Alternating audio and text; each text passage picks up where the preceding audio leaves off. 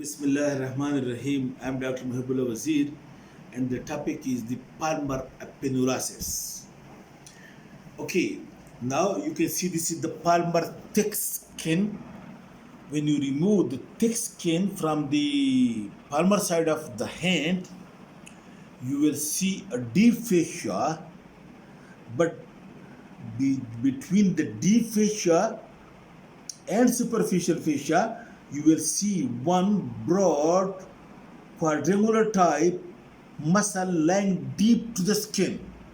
This is the subcutaneous muscle or panniculus carnosus. This quadrangular muscle lying just deep to the skin, that is called as palmaris brevis muscle. Note, you can see this is the deep fascia, and this you can see this is palmaris brevis muscle, which originate from this palmar aponeurosis, which is the deep fascia, and over here is the flexor retinaculum. It originates from the flexor retinaculum and from the palmar aponeurosis and run transversely across the hypothenerominus and get attached to the skin on the medial side of the thinner aminus to the skin over here. And this muscle is that originate from the deep fascia and attached to the skin. It is skin muscle, that is panniculus carnosus muscle, called as palmaris brevis. And this muscle is being supplied by the superficial branch of the ulnar nerve, and you can see the ulnar artery, and ulnar nerve lies deep to it. You can see it passes this ulnar artery, it passes deep to this palmaris brevis muscle, and it is supplied by superficial branch of the ulnar nerve. Now, what is its special action? When it contracts, it helps to make the skin tight over here. And number two, it helps the concavity to increase the concavity of the palm, and this way helping in gripping properly. This is the action of palmaris brevis. Then you would see that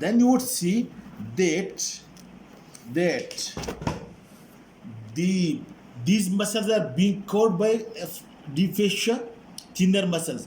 Hypothenar muscles are also being covered by the deep fascia. The center of the palm is also being covered by the deep fascia. And this deep fascia is being continuous with the flexor retinaculum proximally, and the fascia over the thinner aminus and the fascia over the hypothenar aminus, both are being continuous with the fascia over the central part of the palm of the hand. But note the point that the fascia over the thinner aminus is thin and over hypothenar aminus is thin. This can be called a thinner fascia and hypothenar fascia, while the same fascia continues with in the central part of the palm of the hand. Triangular in section is more thickened than these two parts of the fascia, and this central triangular thickened part of the deep fascia is being called as palmar aponeurosis. And the palmar aponeurosis being continuous with the flexor retinaculum over here, and at each side being continuous with the fascia over the thinner and hypothenar aminus, but this central part is more thickened, and it also continues with this palmaris brevis muscle. And you can see this over here. Look, fascia from this area they have removed, otherwise a thin fascia is present over here as well as over here. But this central thickened triangular part of the deep fascia is called as palmar aponeurosis. And you can see it is continuous with the flexor retinaculum and with the palmaris longus tendon, the fibers of which split to increase the longitudinal fibers and thickness of the palmar aponeurosis. Otherwise, it is also continuous with the deep fascia present over the thinner aminus and also over the hypothenar aminus. So, actually, by definition, the central triangular thickened part of the deep fascia, this one is called as the palmar aponeurosis. Look, this is the flexor retinaculum. This is the tendon of palmaris longus, and this thickened triangular central part of the palmar aponeurosis is being called as this palmar aponeurosis, while fascia present also over here and also over here. And from this edge of the palmar aponeurosis originate the palmaris brevis muscle.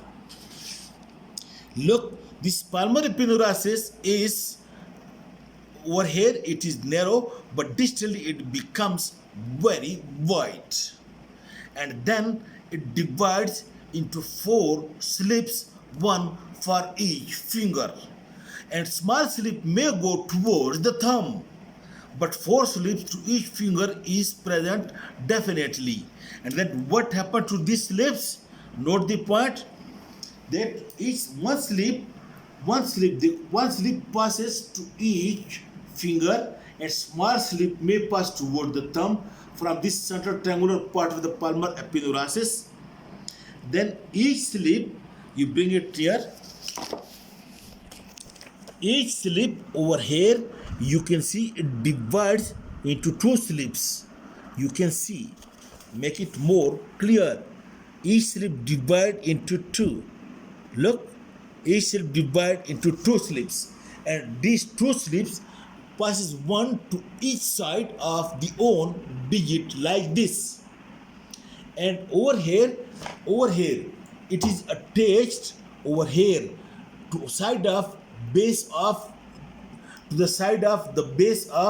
the corresponding, look over here, to the side of the base of over here, the proximal phalanx of each digit, and then it is also attached to the deep transverse metatarsal ligament, and it is also attached to the fibrous flexor sheath, which is already present over here.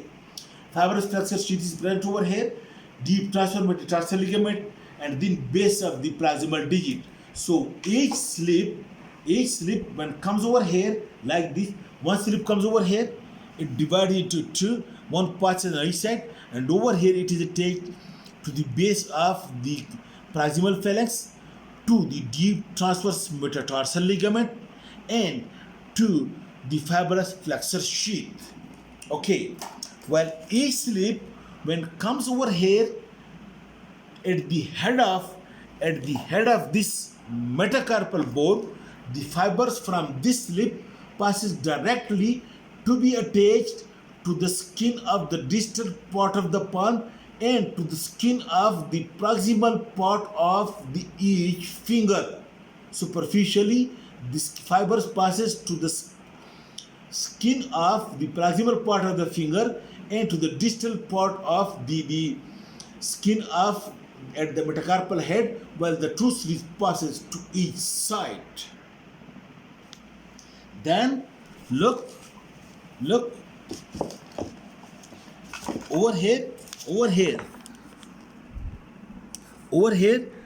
when it divides into 4 slips, then some transfer fibers are being present over here, and these transfer fibers, it keep these slips close to one another and gives strength to this area, and these are called as transfer fibers of the palmar aponeurosis, and these make the superficial transverse metatarsal ligament of natatori. These transfer fibers over here, it makes the superficial transverse metatarsal fiber ligaments of natatori. This you can see. Look, these are the digital slips, and each slip divided into 2, while the superficial slips, this make the superficial transverse metatarsal ligaments of natatori.